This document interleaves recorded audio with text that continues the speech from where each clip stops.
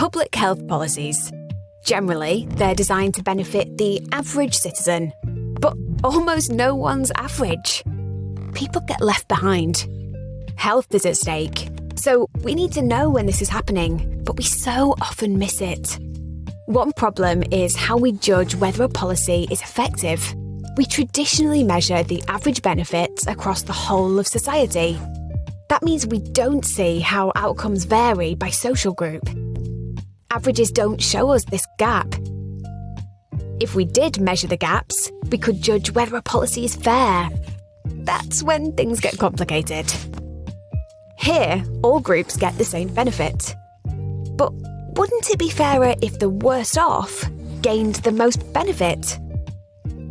It would certainly be less fair if the worst off gained the least. How can we account for these gaps when assessing a policy? Let's draw an equity impact plane. On this axis, we can still measure average effectiveness. But on this axis, we can measure equity. Do the gaps widen, stay the same, or get smaller? Sometimes policies are assumed to be effective for everyone. But really, they widen the gaps between groups. Or policies close those gaps, but aren't cost-effective overall. We really don't want policies here, with no overall benefit and wider gaps. What we do want are policies here. Overall benefits, and the gaps are smaller too.